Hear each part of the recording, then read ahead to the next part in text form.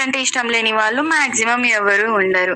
ఇంత సింపుల్ గా కనిపిస్తున్న ఈ బాదుషా అంతే సింపుల్ గా మనం ఇంట్లో ప్రిపేర్ చేసుకోవచ్చు. ఎలా అంటే చూసేద్దాం పదండి. ఫస్ట్ అయితే ఒక కప్పు మైదా పోసుకోవాలి ఒక పెద్ద బేషన్ లో. నెక్స్ట్ సేమ్ అదే కప్పు గోధుమ పిండి అనేది మనం పోసుకోవాలి. నెక్స్ట్ చిటికెడంత అంటే ఒక స్పూన్, చిన్న స్పూన్ అంత సోడా ఉప్పు అండ్ బేకింగ్ సోడా వేసుకుని కొంచెం అలా కలిసేలాగా కొంచెం మిక్స్ చేసిన తర్వాత ఒక స్పూన్ ఆయిల్ అనేది మనం పోసుకోవాలి. పోసుకుని అది కూడా కొంచెం అలా మిక్స్ అయ్యేలాగా అలా అలా మనం కొంచెం కలిపేసిన తర్వాత నార్మల్ గా మనం చపాతీ పిండి ఎలా అయితే చేసుకుంటామో రోజు, అలానే ఇది కూడా చపాతీ పిండి లాగా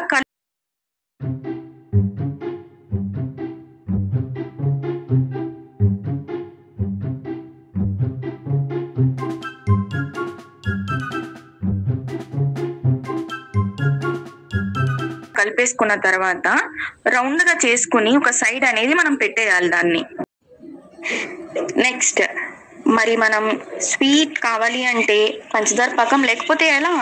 సో పంచదార పాకం కోసం ఒక బాండి తీసుకుని 1.5 కప్ షుగర్ పోసుకుని 1 కప్ వాటర్ పోసుకుంటే సరిపోతుంది. తర్వాత స్టవ్ వెలిగించుకుంటే ఆ పంచదార పాకం దాని పని అది చేసుకుంటూ పోతుంది. ఈ లోపు మనం బాదుషా కావాలి కాబట్టి దాన్ని బాదుషా షేప్ లోకి తీసుకురావాలి కదా, చిన్న చిన్న ఉండలు చేసుకుని అలాగా. సో మనం ఆ ప్రాసెస్ అయితే ఇప్పుడు చేసేద్దాము. ఇలా చిన్న చిన్న ఉండలు చేసేసుకున్న తర్వాత అన్ని మనకి ఎన్ని కావాలో అన్ని ఉండలు, మనకి ఎంత లావుగా కావాలో అంతైనా చేసుకోవచ్చు. అలాగా అయిపోయిన తర్వాత అది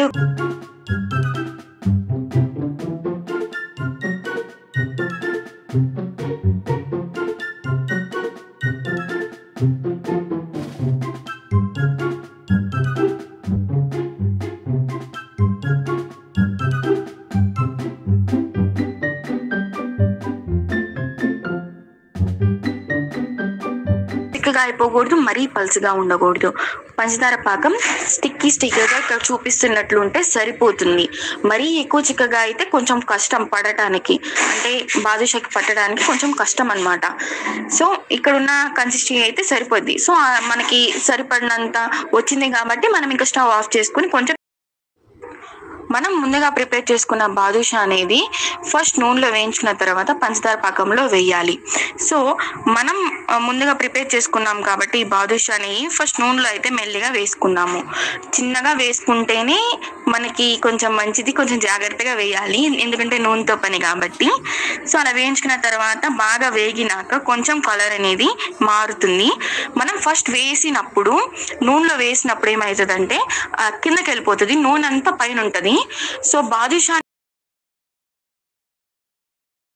నూనె కిందకి వెళ్ళిపోయింది అనమాట. అప్పుడు నూనె కొంచెం కలర్ కూడా చేంజ్ అవుతుంది, అంటే కలర్ బాగా చేంజ్ అయిపోయింది ఎక్కువసేపు.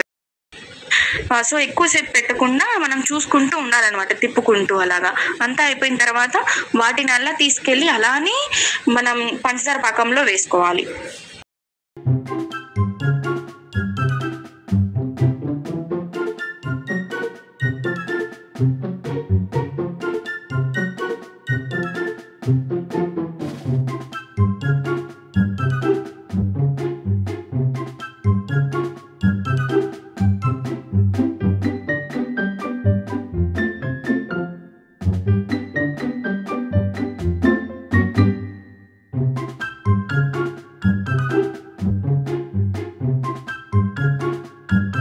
వేసేసుకుని ఒక 10 minutes అలా పెట్టేస్తే చాలు. ఆ పంచదార పాకం అనేది బాదుషాకి బాగా పట్టిద్ది అనమాట లోపలికల్లా. అప్పుడు మనకి మంచిగా జ్యూసీగా టేస్ట్ అనేది సూపర్ ఉంటుంది, స్వీట్ కాబట్టి.